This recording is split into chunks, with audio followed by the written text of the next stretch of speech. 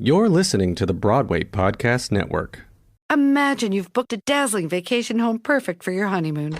Nice. The house has it all. A pool, a spectacular view, and also the weird owner who lives behind the locked door in the hallway. Hello! I can assure you I shan't be watching you during your stay, so why even bring it up? Nope. We're leaving. When you'd like a romantic vacation getaway instead of having to get away from your vacation, it matters where you stay. At Hilton, you can expect accommodations that meet your expectations.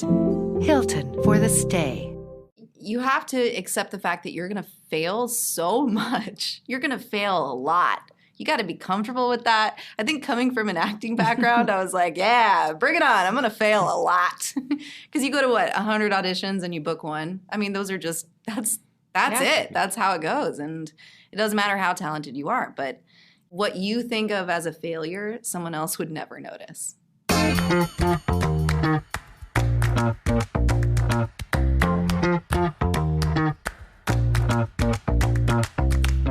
Hey folks, welcome to Was It Chance, the podcast about embracing opportunity and taking intentional risk for your creative life. I'm Heather Vickery. And I'm Alan Seals. And we're two perfect strangers. I can't say that without thinking of Balky. I'm the only perfect one in this We're two perfect strangers who met by chance and embraced the opportunity. Listen in as we chat with other successful people about the risks they've taken to put themselves on a path to creative success. Who's our guest today? Hi. My name's Erica Swindell, and I'm joining the two of you lovely people for a chat today. I love how you took Heather's line. Oh, sorry. That's perfect. It's okay. It's perfect. No, Erica's a professional. No. Oh, you know how to roll with the changes. She's good. She's like, that door was open. I'm in. So interestingly enough, yes, our guest is Erica Swindell. I'm so glad you're here. And interestingly enough, today's guest was introduced to us by another good friend of mine who I also met at a podcasting conference. Erica, you probably don't know this, but that's how I met Alan. Oh. Was at a podcasting conference. So shout out to Stevie Mans for being so fucking cool. Oh, man. The coolest. The coolest. Stevie knows all the coolest people. Erica, I think that your resume is impressive. It's vast. It includes Broadway. You're touring with the Eagles right now, right? I know you're in your Hotel California shirt. I saw that. I love it. I want it. And a creative career doesn't just happen. Like, it's not an accident. Or, I don't know, does it? Was it chance? Well, What a segue. Yeah. The Eagles portion of it was definitely chance. But I went to school for acting in 2004 in New York whenever I moved here after high school and, really wanted to do the Broadway thing. And then I did it, and it catapulted my life in a direction that I really had no intention or business getting involved in. So Wait, what does that mean? You can't just drop that. So I started playing violin when I was 3, and it's something that I've done my whole life. Music, always been a songwriter, but never really did it professionally in any way. I ended up going on the national tour of Once, and we went through Dallas, Texas, which is where Don Henley lives. And he came to see the show. I mean, we all knew he was there, but I grew up on the Beatles. You probably didn't even know My who Don dad Henley is was. it was like country music, and I feel like Eagles are more of a California kind of thing, like West Coast. I don't know, maybe I just grew up in a weird way. But he saw the show, and I didn't think anything of it. And the next day I came to the theater, and there was a giant bouquet of flowers and an offer letter to be in his band because he was releasing a new solo record that was like a country record. And I'm from Texas originally, and I thought it was a big catfish joke. I was like, there is no way that this is actually Don Henley asking me to do this. So we kind of started emailing back and forth over the next few months, probably like 6 months or so, and I just thought, man, whoever this is doing a great job. They're really keeping up the rouge. Professional actor. And then he wanted to meet up in Chicago because they were touring there with the Eagles, and I happened to be touring in Chicago. He picked me up in a black SUV outside the theater, and I was like, dang. Okay, you're Don Henley. That's what I'm like, let me go back to you prepping to go on this catfish You still date. think this is Still fake? thinking this is really not. Oh, I really thought it. I just thought there is no. Well, first of all, just getting that whole idea of like getting quote unquote discovered or someone just seeing you and then offering you a job is crazy to me. Totally crazy. And I come from the acting world where you audition more than anything else and get rejected absolutely over and over again. Yeah. That's why, self-loathing has to be something you're a little comfortable with as an actor.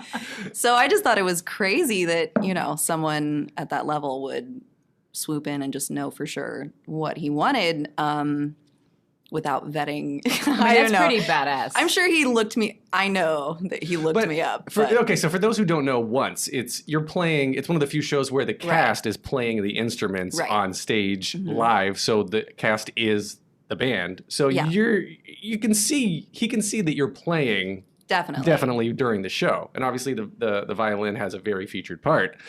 So it's obvious to know when you are playing. Yes, yeah. I mean, it would be very obvious if I couldn't play that thing.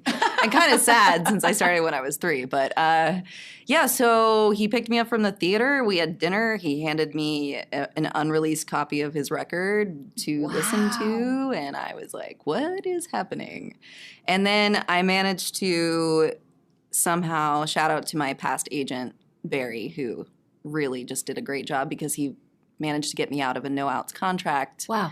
And I took my 2 suitcases from tour, got on a plane, and went to LA and started rehearsals, having no idea what in the hell I was doing. That is so cool. Yeah. So the rehearsal process then for a tour, a musical tour, how was that different from Once? Because I guess first off, was Once different from your standard Broadway show because you have to figure out choreography while holding an instrument. Right. Which is, if you have a cello, for example, is a little bit challenging. Yeah, you have to strap it to your chest. I mean, honestly, I walked away with long-term physical injuries from that show that are not great because you're not really supposed to bear weight with your neck, dancing around the stage. But it's all right. You're the second guest we've interviewed that has walked away with injuries from their show. And it's kind of funny because you're the second guest we've interviewed. Well, I think on Broadway, everyone's got random injuries. Injuries, yeah. Yeah, and that schedule, honestly, since leaving it, I think it's absolute craziness. To do a show 8 times a week and then, because you want to preserve the quality of the show, continue to go on when you probably shouldn't when you're injured. Or, looking back on that, I did probably 3.5 years straight and not really taking a vacation. And that's why my neck is really screwed up. But that process I think was really unique because that creative team was really invested in all of us as human beings. The Once team or the Eagles team? The Once team, because it was such a blank slate of a show. They built it on all of us individually, which was really, you never get that. Yeah, that's really you never get that. Every girl who goes on to play Glinda and Elphaba, it's like, it's very specific. You don't get a lot of creative license. So it was very collaborative in that way, which was amazing. And maybe why Don Henley was so impressed when he saw you perform, because it was you. It was me with a little bit more punk darkness mixed in. But yeah, the rehearsal process for Don's first tour couldn't have been more different. There's rehearsal in the music world, but the rehearsal is for the artist. It's not for you. You have to come 100% ready to go, knowing everything day one. And of course, I kind of jumped all of the rungs of the ladder, so I had no idea what I was getting into or what in theater, it's so much more of a organic process. Rehearsal really is rehearsal. Right. You don't come knowing the show. And if you do, I think it's kind of not a great thing. Well, you got to shape it in the moment, yeah. Yeah. So music is different. It was really different. The violin stuff was really easy. All of the fiddle tracks, I've been learning things by ear for my whole life. But the vocals, because I'd never sung with in-ears before. Broadway doesn't really, I think there's a little bit of that going on now, but not so much. And so when you have both of your ear canals plugged up completely, your resonance is a completely different experience from inside your head. So I had to learn to sing a quarter tone sharp to fix my pitch and just, What? I really sucked in the beginning, and I'm surprised I didn't get fired, to be honest with you. You got hired for another tour. Yeah, so Don's really amazing. He's very, very loyal, especially to people from Texas, because that's where he grew up. And he likes to say something like, I want to preserve the ones who got out. Not his exact words, but something like that. So, yeah, he's great. He's, a very dear friend of mine now, and somehow still brings me along for the ride. This is interesting. The level of chance or the number of chances and the number of coincidences. I don't know. I don't want to call it a coincidence, but everything that had to align perfectly. So he had to see the show that you were in, and you're from Texas, and you play the fiddle, play the violin, you play these instruments. Like, why? Out of all the people that he knows that he's worked with, I have no idea. Not saying you don't deserve it. No.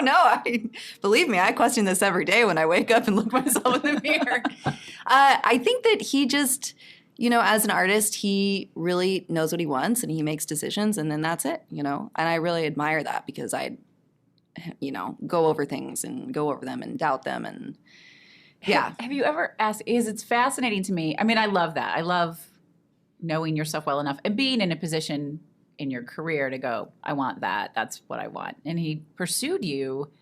Have you ever asked him why he pursued you? So I don't know that it was aggressive, but you described like he didn't quit, right? He kept conversing with you. He kept coming back.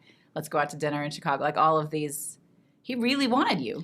Yeah. I think he just knows what he wants, and he has a vision, and he expects it to just happen, and he doesn't, he goes and gets it, which I think is great. It speaks to his success in a lot of ways, I had no idea what I was doing. He just managed to fight through that with me and kept me on board. And so talk us through your mindset in this space, right? Like, so you think you're being catfished, which is hilarious. I love that. But you kept playing along too. Mm-hmm. So what's the conversation? What's the inner dialogue where you finally go, sure, I'm going to go out to this dinner with this guy who's probably not really Don Henley? And right. Yeah. The therapist I was seeing at the time, go to therapy, kids. It's great. Everybody should have a therapist. He started to teach me this. I don't think, it's unique in any way, but it's this idea of the persona.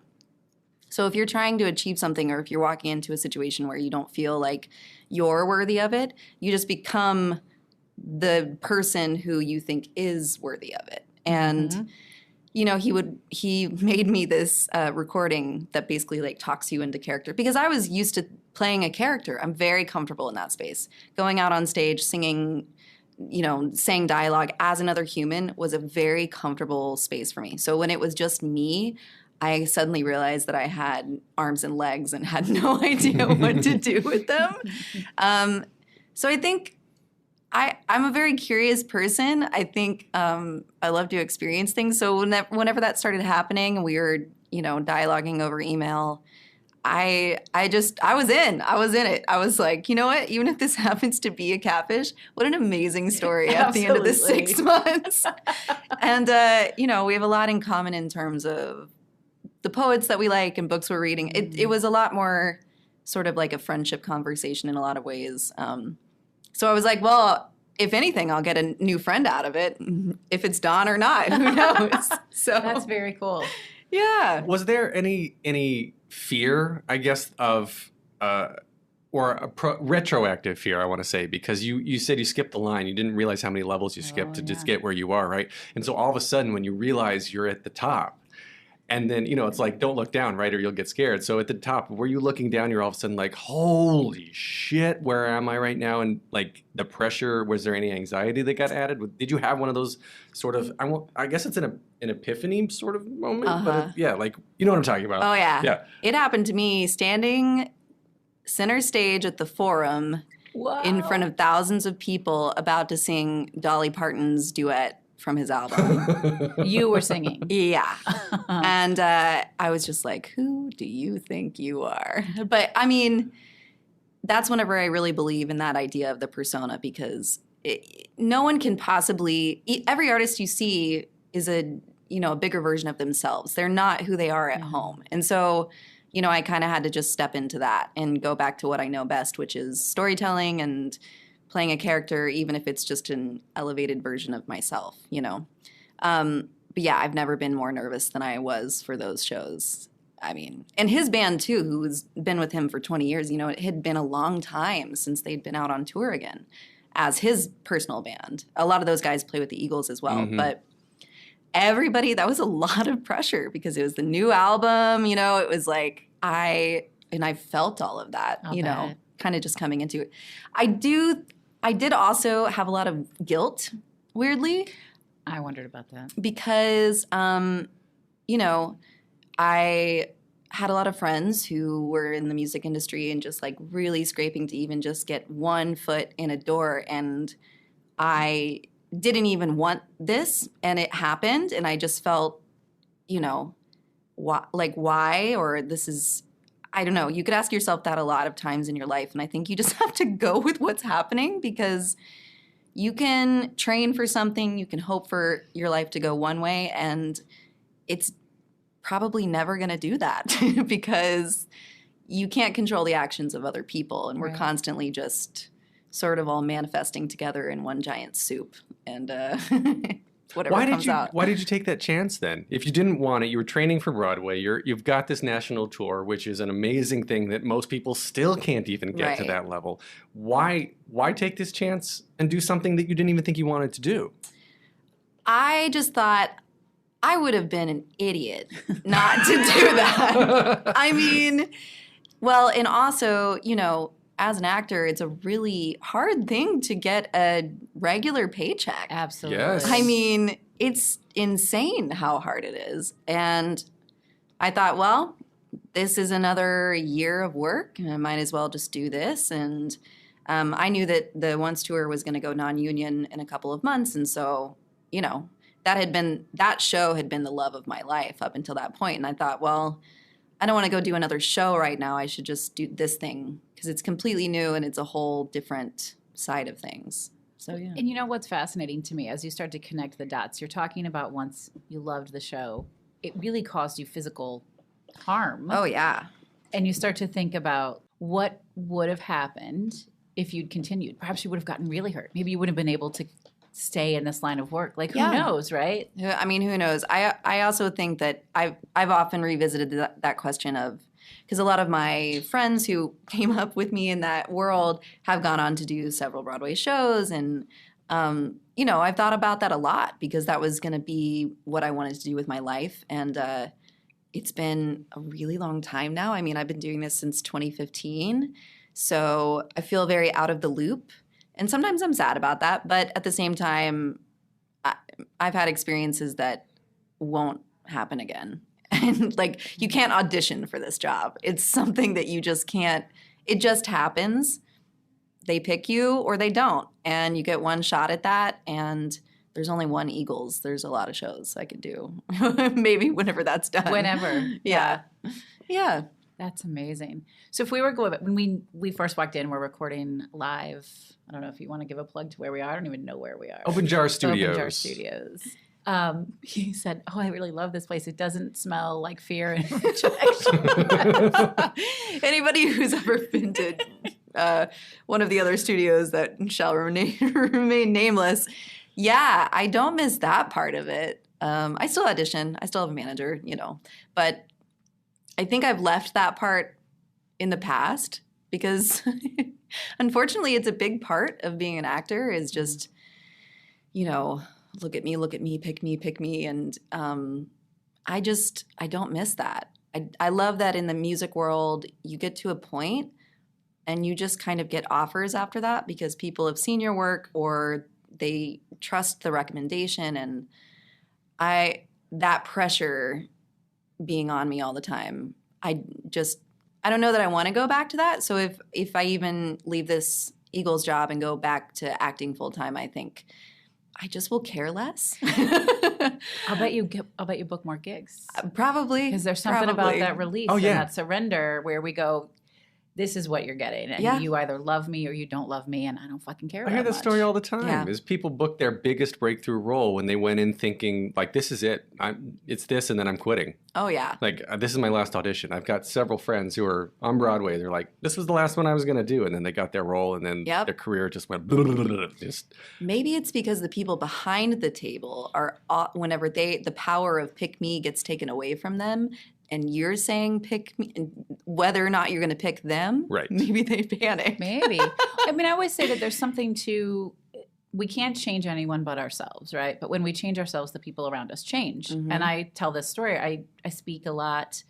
I'm not nearly as talented as you are, but I used to wear high heels on stage. I haven't been on very many live stages in the last couple of years, but when I do speak in person, I wear high heels. And I used to think that it was because people liked me better when I wore high heels. And then what I realized was I liked me better. And because I felt taller, I felt thinner, I felt more confident and more in control. And so that was the energy I brought to the stage, and that was the energy I got back. And I think that's what you're saying is if you show up with 0 fucks to give at an audition, you're like, this is what I got. I'm going to give it to you. And whatever you do with it, I don't care. I think it's attractive because people can smell need. They definitely can. Well, and you stepped into your persona. Absolutely. With the heels. And I love that. Yeah, it's such a thing. It really is. We're all putting on costumes, whether or not we're in a show or real life. It's like, we're all just different versions of ourselves depending on which room we're in. So, and that doesn't go away. My heels, we've been walking around New York City all day. And so I have walking shoes on, but my heels are in my bag because we're going to go to a show later. And I was like, I'm not going into the theater in my walking shoes. I get that. I mean, I love that. It's a choice, and it really, I'm pretty short in my whole life. I really never realized that I was a short person until I was in college. And I'm like, oh, I'm a short person. So pretty much every pair of shoes that I wear whenever I'm, anything business related are always heels. I don't know what that is. It's like taking back the power, I think, because those are also an overly sexualized item of clothing. But there's something about like taking that power back for yourself that feels really comfortable wearing them. We were having this conversation this morning about presenting yourself and being found attractive versus feeling attractive. And as I've gotten older, acknowledging the cis, straight, white male privilege that I carry, I have cared less about outward appearance in others and myself, and moved in towards wanting to be around confidence. Oh, yeah. And then if I'm around that, I found that as I exude that myself, other people want to be around that and vice versa. And then the creativity in the room just skyrockets. Agreed. I mean, because there's no feeling of being uncomfortable. Everyone is just like in their power, relaxed. I think that's a great place to create from. I mean, you don't have any obstacles. Do we think it's easier to lean into chance and creation of opportunity from that space? That space of confidence? I think so, because then you're open to any possibility. Yeah, I mean, on the idea of leaning into chance, I will say that I do believe that in some way I manifested that job with Don for myself, because when you do a show for that long, you get to a point where sometimes you forget that you did the show at all, and your body did it and you didn't know. And I made it a practice to kind of meditate on the idea of, I don't care if I don't want to do this today. I'm going to do it to the best of my ability, because there might be if there's even one person out in that audience that I can bring joy or something positive to their life by this performance, great. So it was like, don't ever write it off. Even if you don't want to be there, pick something to focus on and make yourself invested in it. And I really feel like I didn't know why I was doing that, but I will say I really felt like I showed up every time I stepped foot on stage. And I think you just never know. It's like that. Yeah. It's not about that job. It's about what it will lead to in the future. And, not even about a job, just some person who is sitting out there who maybe is having a bad day, and like you can make them smile. And that's it. And that's enough, Yeah, there's somebody who's seeing that that particular instance for the first time, and they may walk away and that changed their life. You have no idea that you caused them to love theater, fall in love with songwriting, with playing an instrument, or whatever the case is. And on my personal podcast, right, I ask at the end, what's one show you could see for the rest of your life if you could only see one show? And that's a big question. Right. It's a hard question for people to answer. And so many of the answers come back to that show that was that aha moment when they realized that theater was for them. Oh, yeah. So for mine, it was Rent. It was that show for that so many people. I know. Was there another musical in that era? I don't think so. and then you've got like Hamilton, who's getting people into things now, and there's always these generational things. Chicago was decades ago, and Phantom was, so all these big shows. And I think Once was very interesting and very unique in that sort of same respect, because it was one of the first shows that I can ever remember where the full orchestra was part of the cast. Right. Well, and I will take the opportunity to say that it was the only show that properly paid their actors as musicians and as actors. I have a real problem with this whole actor-musician thing now. One, they searched for people. That creative team really took time to find people who were actually both equally in equal parts, which, there are a lot of guitars in audition rooms these days. And everyone should pick up an instrument. That's great. But we should also demand to be paid for that. Yeah. And I think it's crazy that, producers, all they see sometimes is they cut the orchestra out. And that's a lot of money that they saved. And maybe and I don't know. I just think that we need to fight for way more equal pay, because that is just... Now I'm doing a whole job that's dedicated to that side of everything. And to think that there's people that don't get even some kind of compensation for doing two things at once, let's stop doing that. Yes. Let's be better. Yeah. Imagine you've booked a dazzling vacation home perfect for your honeymoon. Nice. The house has it all. A pool, a spectacular view, and also the weird owner who lives behind a locked door in the hallway. Hello! I can assure you I shan't be watching you during your stay, so why even bring it up? Nope. We're leaving. When you'd like a romantic vacation getaway instead of having to get away from your vacation, it matters where you stay. At Hilton, you can expect accommodations that meet your expectations. Hilton for the stay. Talk about your tour schedule now, because I guess the rehearsal process you covered a little bit, but Broadway I know very, very well, and it's 8 shows a week, and you usually have 2 to 3 weeks of rehearsal, and that's kind of it. But for a big stage musical tour, just walk us through that. I have no clue how that process works. It definitely works differently for every single show. So now... Because it's a different theater. It's a different show, and it's a different process, The tour that I'm currently working on is the Hotel California tour, which it's their 50th anniversary. And the first part of the show, they play Hotel California from front to back as the record played.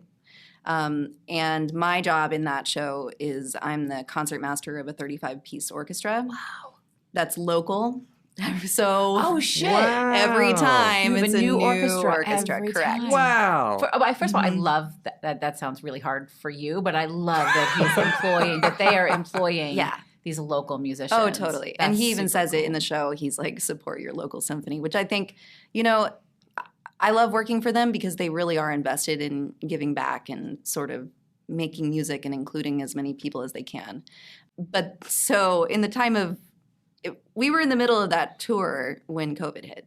So before then, it would look like they being the Eagles, would rehearse for about a month or so before.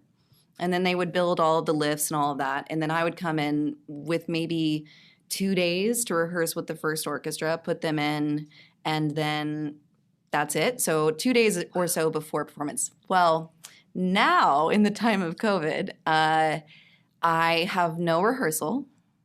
I have a 15-minute meeting with the principal players, which is 4 people.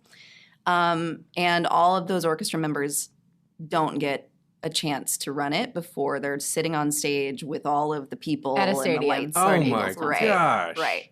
And because we're on this, giant lift that sort of reveals the orchestra at certain theatrical points in the show, it hides the conductor from us. So I'm back there behind the drop like, listen, I didn't go to music school. I mean, I was very involved in music since I was 3, but tell you what, I made the decision not to go to college for violin because I didn't want to be the person conducting. Well, joke's on me because I'm back there flailing my arms in a mask, no less. Wow. And I went and got Botox on my forehead before that tour, which was the worst thing. Because that's all you can see? I couldn't move anything. I couldn't move anything. All arms. It's all arms. But yeah, it's a rodeo, but we get through it, and we've sort of gotten it down to a science now. And I actually was able to bring along my lovely cello wife, Christine Kruda, as my first cellist, and so she's flanking the stage on the other side, also flailing around, directing all these people. Have you ever had an orchestra that just didn't pull it out? That show is too big to fail. So have I had orchestras that, the whole second violin section didn't come in at the right time? Absolutely. But would the audience have known? No. All right. It's too big to fail. Other things happening. The most talented people working on that show are the front of house. Of course. That and the guys running the monitors, doing the sound, I learned so much about what we're hearing actually in the music industry and what is actually going on. And I won't say anything about that, but just be nice to your tech people because they are the show. They're the whole show. That is so true. I mean, and that is true.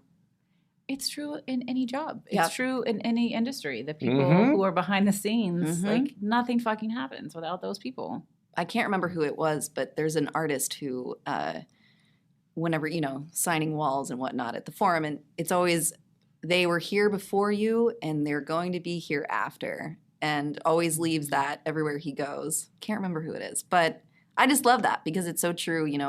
I have such an appreciation for all of our team because sometimes they don't sleep. Sometimes they're, going 24 hours. That's crazy. Well, yeah. I worked crew in North Carolina where I grew up.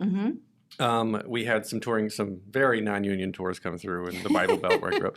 And it was, owie! Sorry. Erica just kicked my knee. So sorry. You didn't need that. You just said Bible Belt and I got violin. I'm sorry. I don't know. Am I allowed to say that anymore? Are we allowed to say Bible Belt? I mean, I still refer, because I grew up in Texas, so okay. Yeah, well, that's fine. I don't want to get canceled on episode 2. I don't know. Anyway, so I would run crew, and I would be on the crew because they would always like to hire locals and whatnot. And like you have these massive, like 3 or 4 or 5 semi trucks worth of gear that just pull up, they back in, and you got somebody who's like, all right, that truck goes there, this flat goes here, we got to build this lift, this light, when this, and I was so cool. We had a tour of Joseph come through, and I was so cool because when a light went off, I had to pull a rope that opened the door. And so without me pulling that rope, people didn't have their entrances. That is so true. There you go. That is so true. I mean, I don't know. The first time I experienced also having an instrument tech on tour, I was just like, where have you been my whole life? It comes to me pre-tuned. He didn't even know how to work on violins, but it was like, he learned. And, everything is set up. If I told him that my water bottle needed to be a centimeter to the left, you better believe it would be there the next time. Wow. He's incredible. Those guys take so much pride in their jobs, and they're out of this world. So good. It's insane. Would you ever consider, you said you would consider leaving it to come back to theater, but would you go back into or take a chance and go into the leadership side of things, like doing more Concertmaster stuff now? Because originally you said you didn't want to. I thought that I wanted to do my own music project, and I did release a couple of songs, but to be honest with you, what I've learned about myself and kind of embraced is that I'm really good at helping somebody else boost their vision. And I love being a part of that because I came from theater. I love the collaborative process, and I didn't really like me being alone in a room recording music and then trying to put it together. I just didn't like that as much. I think people had a lot of expectation for me releasing a giant project after going into music full time, but yeah, I don't get as much joy out of that. I think that's so important to know about ourselves. Yeah. I mean, it's a weird thing, but I don't think that I don't know. It took a while for me to wrap my brain around the fact that that is equal to being a solo artist, because everybody you have to do what you love. Yeah. And you have to go with what you believe you can offer to the world. And I think that's kind of where I like to sit. So yeah, I don't know. I'd love to do another tour. Anyone want to hire me? No, I just Erica is now manifesting another tour. Anyone need a string section? Maybe a younger artist out there. Oh, hey. I know you look like you're about 20. You should go work with Harry Styles. It's the Botox. Harry Styles works Harry with an orchestra. Styles is definitely friends with a lot of the people in our crew, so who knows? Do you look around at the green rooms, the after parties? You're hanging out with the Eagles, the literal Eagles. And their friends. And their friends. And the friends of the friends that you were just talking about. Right. So you're like, oh, hey, person that I've only ever dreamed I could meet one day. Like, do you want me to move over so I can sit next to you on this couch? I think people are people. And just because you do something that a lot of people really love, you're still a person. I don't think that, well, that's a lie. I have been starstruck by Stevie Nicks. Oh. Singing on stage with her was like, I was like, how is this even happening right now? I don't even know what my life is anymore because you're there. You're like 2 feet from me with your tambourine and I'm going to die. So that's awesome. I don't know. People have this idea of touring with the Eagles, and I think that ended in the 70s. It's a dry tour. There's no like dressing room liquor or anything like that. Nobody's partying. It's very business. It's very professional.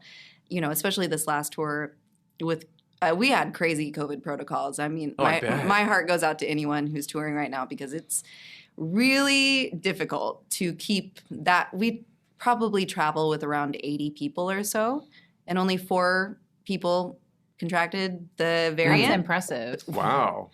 Well, you better believe we spent a lot of time in our hotel rooms alone. Sure. Because it was like, do not fuck this up. Yeah. Do not get COVID. Yeah, nobody wants to be the person that shuts down just the tour. acts. Yeah, of course. We all wanted to be back at work so bad, but there was this weird mourning period because it wasn't work that we remembered. There was no, we would go out together for dinner and go on explore nature, hikes, whatever. Not so much of that. But I cried lots of tears the first time that orchestra lift went up and I was sitting in I love that moment. 15,000 people with their, no more lighters. It's all phone lights now. Yeah. But right. Yeah, that was really magical. I didn't realize how much I had missed that. Well, it's chosen family. It comes down to chosen family. We say that a lot. And doing the thing that you love, or even recognizing what we've lost or missed. Because my story is not exactly the same as being on the orchestra lift on tour with the Eagles. In but front of the first 15,000 time people. I went, this is going to sound really lame now. The first time I went back to the movies. No, that's... You don't need to hear this. Do not laugh at me. No. Go the on. movie theater, whatever, classic cinemas or whatever it was, has this whole new, like, welcome back to your life. Like, there's this whole spit, those right? movie openings know how to get you teary-eyed. And I'm sitting there and all of a sudden I'm sobbing and I'm like, this is ridiculous. But it was more about, I hadn't realized how much we've had to give up. And the movies, who fucking cares about the movies, right? But it was everything else. Everything else came rushing in. So that's my, 15,000 people full orchestra lift with the Eagles. That's just as meaningful, to be honest. I think we all kind of picked up the broken pieces of ourselves and tried to move on. And for me, that was like, okay, I had that experience. That was awesome. It's probably never going to happen again. And so when it did, that was just overwhelming. Same thing for the movies. You never knew that you were going to be in the movie theater again. I know, you guys can make fun of me, but it was more like, and I think my kids, like, what have we lost? Mm-hmm. Or what have we given up? Or, and something so stupid as going back to the movies. I'm like, oh, we okay. All right. Maybe we can do this again. I don't know. Yeah. Super stupid. No, not at all. You are such a creative person, and I can tell that you're a collaborative person. Like, what kinds of things do you do to exercise that? Like when you're on tour, or maybe you don't have time to. Like, what other fun projects and things do you get really excited about? Well, I definitely take a guitar with me always. So that's, a big pain in the butt to travel with, but it's so worth it. And also, my first cellist and I, Christine, she runs an orchestra in New York called Little Cruda.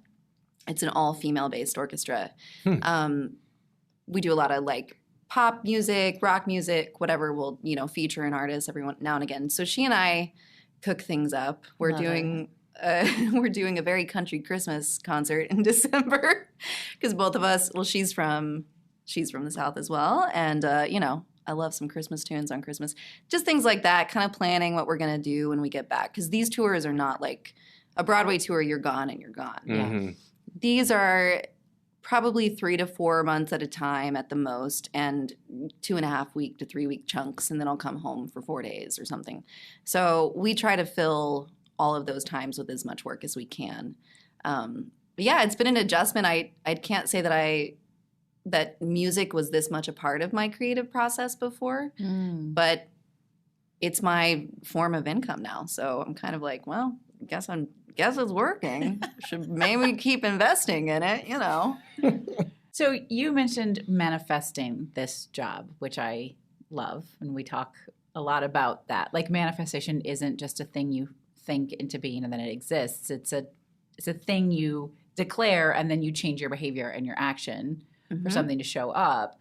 How important is intuition for you? Oh, super important. I mean, I don't know if everybody has these moments, but I have these little voices every once and again that's like, you should do this or don't go in there. And I've learned to listen to that because it always ends up being true. My mom always says that my dad gave me his weird seeing sense because he has dreams. And love it.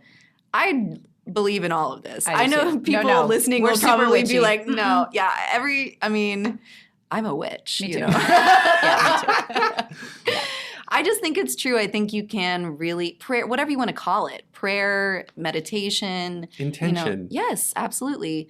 The times in my life where I've been the most successful, I've made and carved out time to sit and either say things out loud that I believe and desire, or just to myself. And I think that works. I have no idea why, but I think it's real and it's very powerful. I manifested my fiance. I love that. Do you want to tell us how? I was in a weird spot in my love life and had just gone through so many. I'd been engaged before, a lot of other things along the way, and I was just like, I'm exhausted. I'm in my 30s, and I'm really tired of this. Could you please just send me someone who's a sane person and a good person and likes to eat food and cook food and, hopefully has a great relationship with his family or whoever could have been anyone. But yeah, so we're going to get married in July. And Congratulations. I probably just created him. He didn't exist before that manifestation. I'm sure you did. Because I'm a witch. There's a cauldron and yeah, absolutely. What's that Sandra Bullock movie with Nicole Kidman? Oh, yes. Yeah, I know what you're talking about. Tip of my tongue. Not happening. Tip of the tongue and the top of the teeth. Happens to me all the time. Did you go to theater school? Red leather, yellow leather. Hilarious. Are you introverted or extrovert? Do you consider yourself one or the other? Because I can't tell yet. Yeah. And usually I can tell by this point in a conversation, and I can't tell that about you yet. I'm really good at being extroverted when I'm surrounded by people. But I choose not to be surrounded by people quite often. There you go. That's my girl. Extroverted introvert. That's me. Yeah, I'm totally fine. I mean, even growing up, like, I was one of 5 kids. I was totally fine to just be by myself. Where are you in the lineup? I am the youngest girl, and I'm 4th. So I have a little brother, and then 2 sisters and an older brother. Well, the reason I ask is that for COVID, when COVID hit and the isolation came, introverts were like, celebrate. We don't have to go out right now. Yeah. And then for us extroverts, myself being the only one in this room, Because I was like, oh, I don't miss you people at all. I was like, I need theater. I need to go out. I need to bump into tourists in the crowds. And there's times when That's bold. I need to like. Yeah. I'm flailing my fist right now. I need contact. Okay. Like my love language is physical contact. Gotcha. Yeah, I through COVID, I think the only thing that I really, really lost, quite literally almost lost my mind over was I missed my job so much. Mm-hmm. That's like the extrovert in me, you know, like my mom put me in acting classes whenever I was in middle school because I was painfully shy and didn't, you know, Smart. she just thought like maybe this will help, and it did. It gave me an outlet. She manifested it too. Yeah. I think she was kind of horrified that she did when I went to school, but yeah, I really missed my job, but it also forced me to divorce myself from the persona of that job and needing that for, I don't know, to feel like I've done something. And I learned how to just be Erica and that was good enough, and I was happy with that. But it took about a year.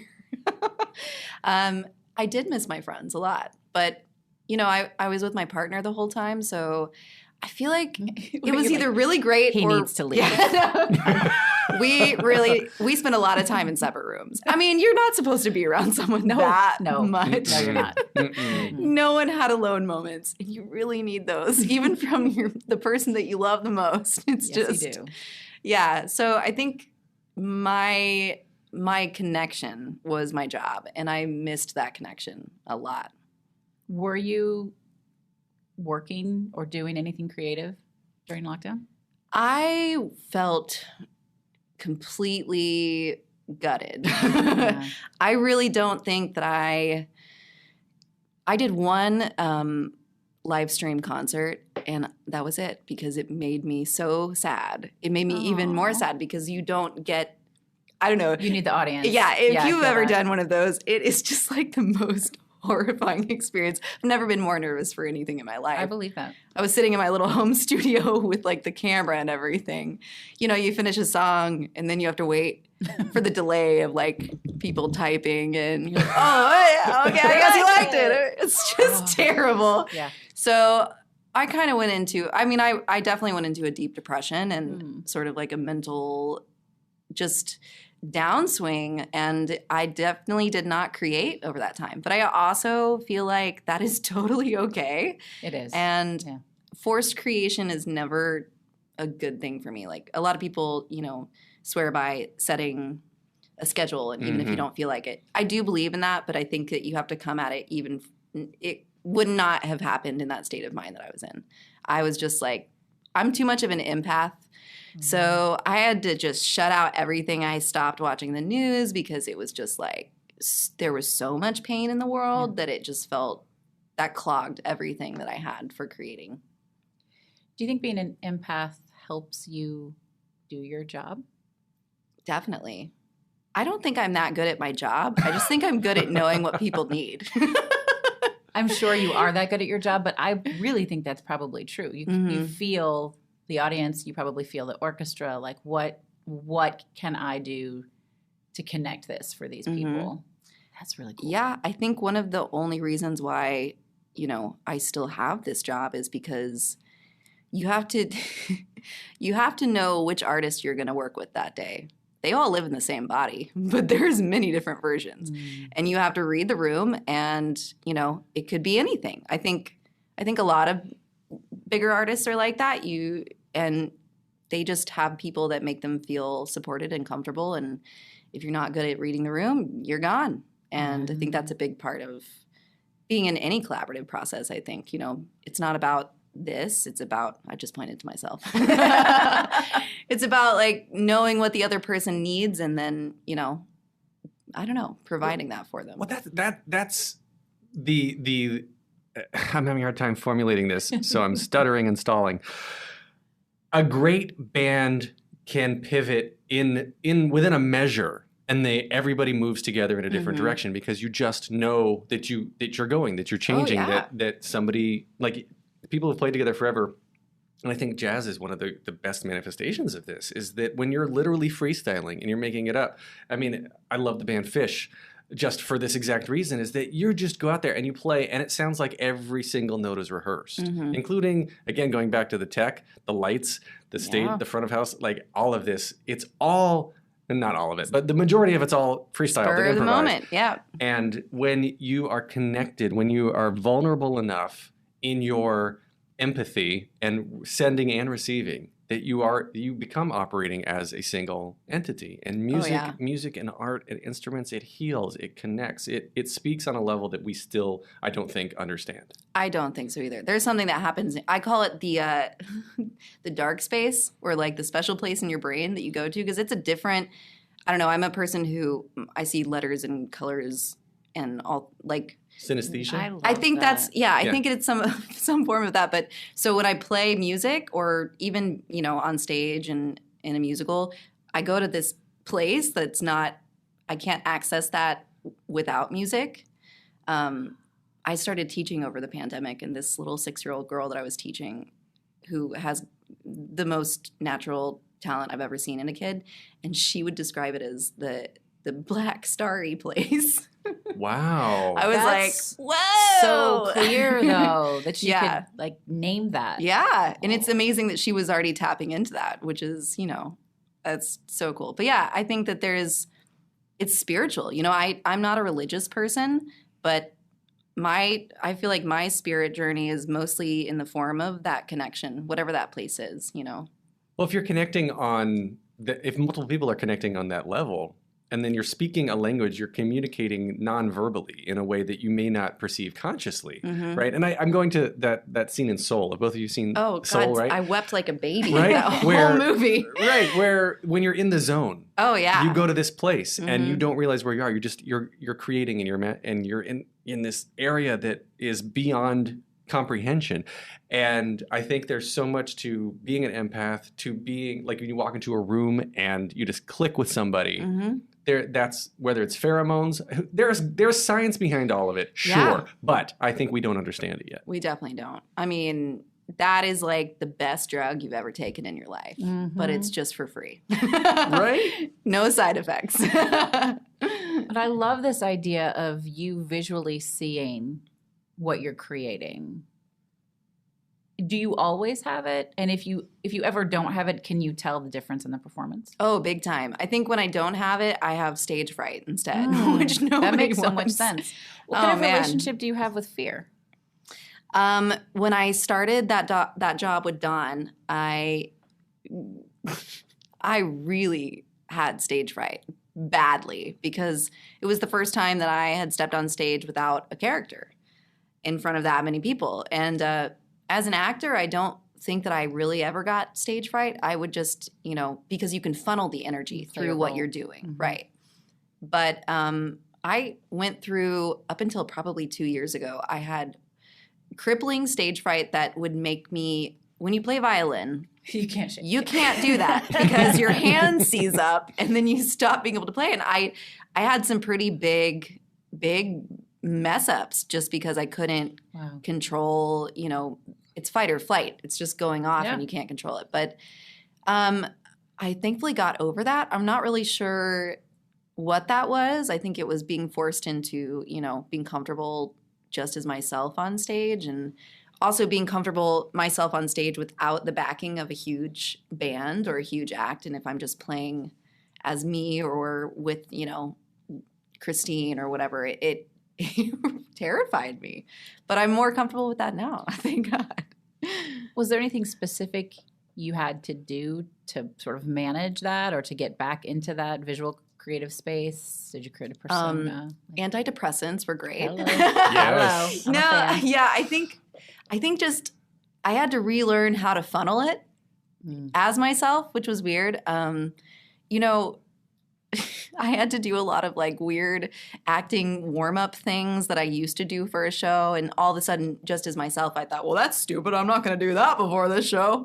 But they really help. Absolutely. Yeah. Even just breathing, really focusing on your breath for like 5 minutes will just do wonders. Yeah. I don't know. One of the most interesting things, I chatted with Anthony Veneziali from Freestyle Up Supreme, and he he was talking about his work in fMRI machines to have his brain scanned while he's freestyling versus while he is that's cool. Wow. while he is reading That's and not amazing. freestyling. And the oh God, I used to know this word and I could rattle it off, but it's been so long. There's a certain part of the brain that's activated when you're improvising, when you're freestyling, and they've scanned it. They can see this, and it's the part that inhibits anxiety. Oh yeah. So when you are freestyling, that's why like corporate retreats, improvisation, all the stuff helps people bond together. Interesting. Because you are chemically reducing your inhibition. Because that's the same thing. Yes. Oh man, totally. I'm never like if I go on stage and someone's like, "Oh, we don't have any charts for you," I'm like, sick.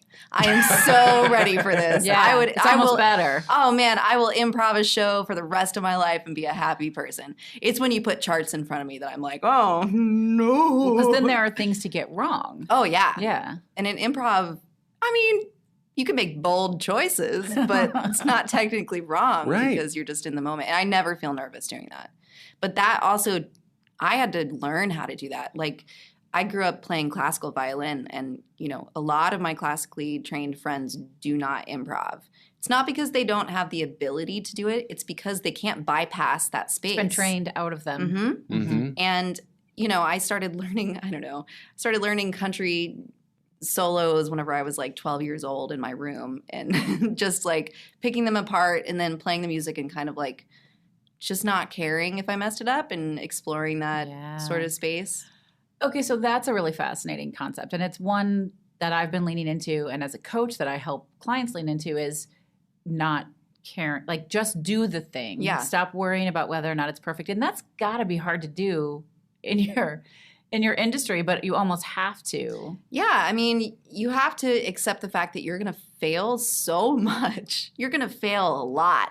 You got to be comfortable with that. I think coming from an acting background, I was like, yeah, bring it on. I'm going to fail a lot. Because you go to, 100 auditions and you book one. I mean, those are just, that's it. That's how it goes. And it doesn't matter how talented you are. But, you know, I think failure, but what you think of as a failure, someone else would never notice, which I think is true in a lot of different worlds. There's at a certain level, right? Your 70% is everybody else's 120%. Mm-hmm.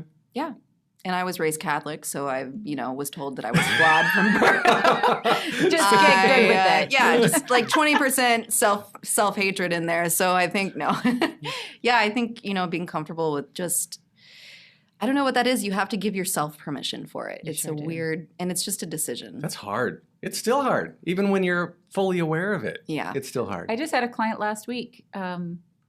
She was asking for permission to write without stopping, without editing, without reading. And she's like, oh, I can't make myself just write whatever, whenever, And I said, you need permission? I was like, I can give you permission, but you don't need my permission. So I was like, okay, well, here's your homework. Write yourself a permission slip to be in it, to be messy, to follow the process, to not stop and edit and review for 15 minutes a day, and then I want you to sign it, and I want you to put it up, and then send me a picture. And she did. And there's something about, like, we have to give ourselves permission. And if that is something as stupid as writing yourself a permission slip, do the fucking thing. Yeah. Well, I also think it's interesting what you led with in that is her saying, I can't. And that was something, I'm not teaching anymore, but with my kids, I would always say, there's no such thing as I can't. Yeah. You haven't tried yet. You don't know. Mm-hmm. You can, you just haven't tried. And I am very ill-advised probably because I kind of think that I can do anything that I practice. I believe you. But I mean, I don't know. I've taught myself a lot of instruments over the years, and I think that's really useful because I think it's just about time spent, right? Like, it's about you. There is no I can't. There is only I haven't tried yet. Yeah. Yep. So, or maybe it's I can't do it the exact same way Alan does it, or Erica does it, but I can do it the way Heather does it, and that's going to be enough. Yeah, absolutely. Yeah. It's embracing what makes you unique and different.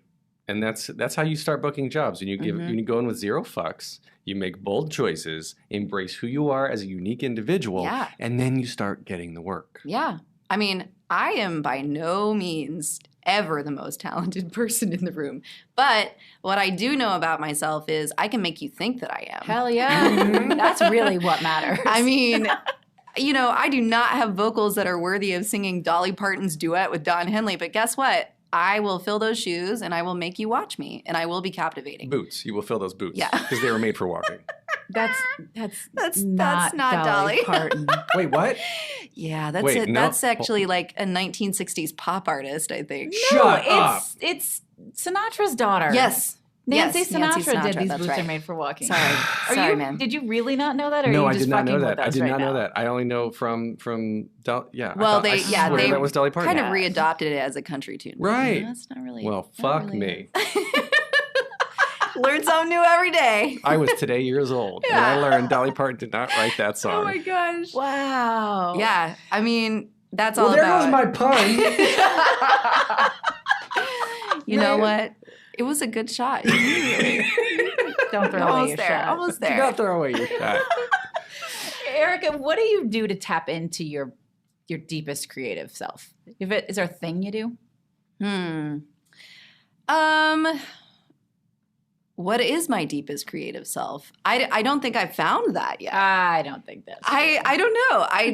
I think that laughter is the key to many things. I think that sometimes taking yourself, I can't work at home. I'm really, really bad at that because there's just too many things to distract me, which is probably also why I didn't create anything really during COVID because I was just at home for a year and a half. Makes sense.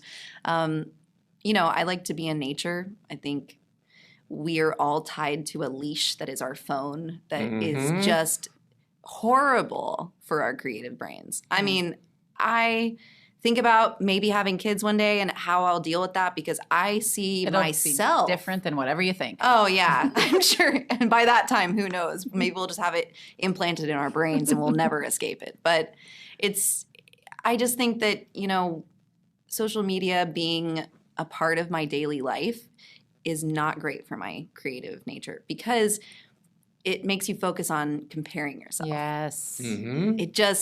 Or you see something that maybe you thought you had an original idea, see someone else doing it, and then you never create it because you're like, well, that's already been done.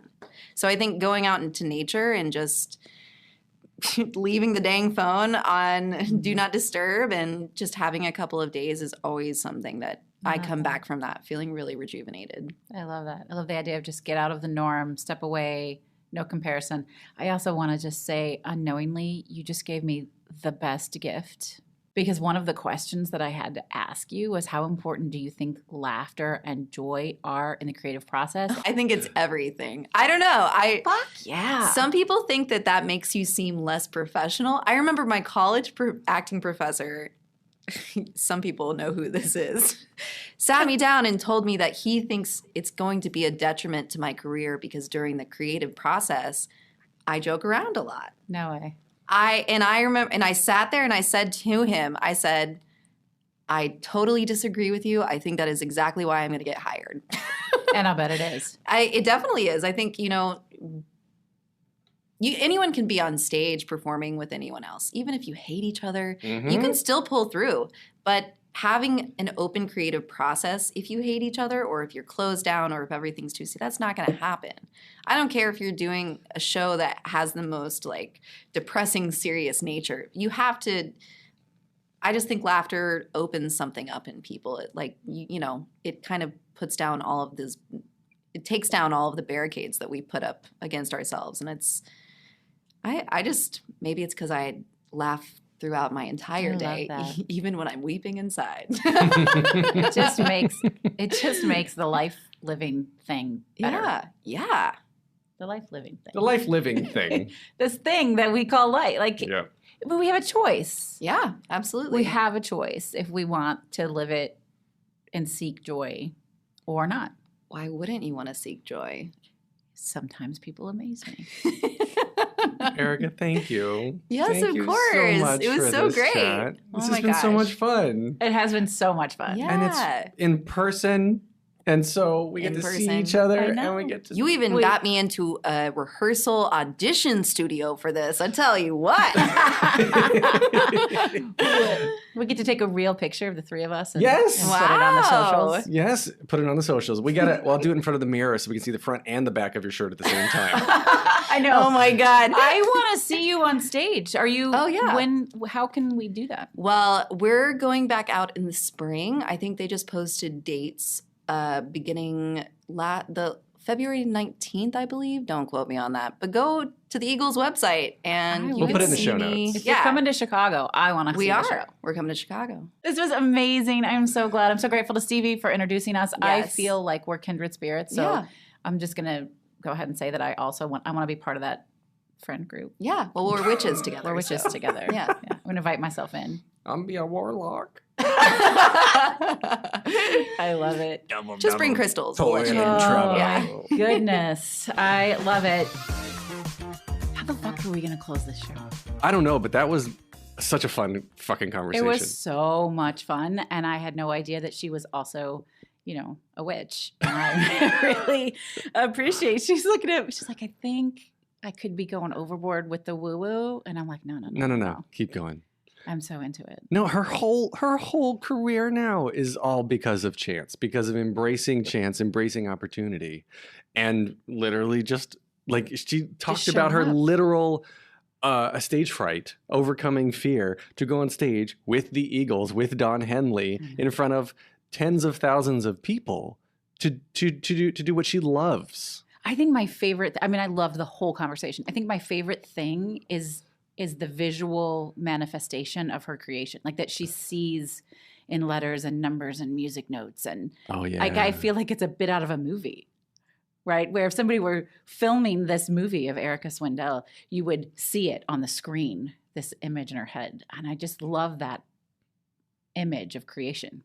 I enjoy when we were talking about the musicians connecting with each other, because when you go to that place, her 6-year-old student talking about the dark place with stars, the dark place with stars, this sparkly place in the dark, that all of a sudden is unlocking everyone's creativity and going to a place. That's how you express yourself. That's how you can really tap into who you are. And I always wonder if all of us are capable of this, or if it's only certain people who gravitate towards it, who pick this up and get there, or if like everybody was able to have an instrument and be as serious and as practiced at it, if we all sort of have this. And so is that everyone's spirituality? Could we all communicate on that plane?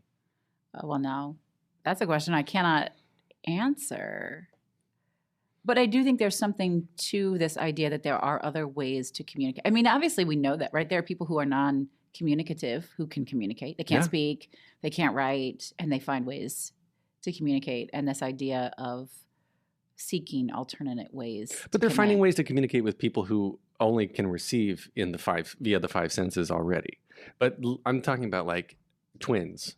They're across the thousands of miles apart. One of them gets hurt, the other one feels it. Like there are connections that we can't measure, that we don't understand. Well, that's true. I will say, so when we joked about Eric and I being a witch, but it maybe isn't a joke. Like I'm deep into my intuition. My mom sees ghosts. I feel energy, much like Eric. And I really wanted to talk with Erica more about her intuition. She was like, oh, I've learned to lean into that. And when I say yes and when I say no, and I really wanted to get into that. And the conversation didn't come back around, which was fine.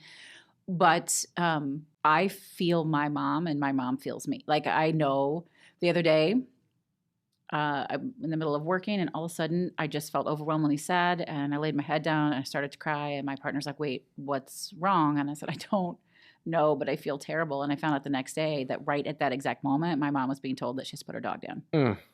Wow. Yeah, so you just felt it. That's incredible. Yeah. Well, check the show notes for everything Erica Swindell. She's got her Christmas show coming up. She's got the Eagles tour coming up. She's everything that we know about her, social media, will be in the show notes. It's going to be there. And she is amazing, y'all. So I hope you enjoyed this as much as we did. We want to know, what are your chance encounters, experiences that are leading to magical things? So hit us up, or was it chance, on Instagram. Send us a DM or tag us, because we want to hear your story. Maybe we'll have you on the show. See you next time.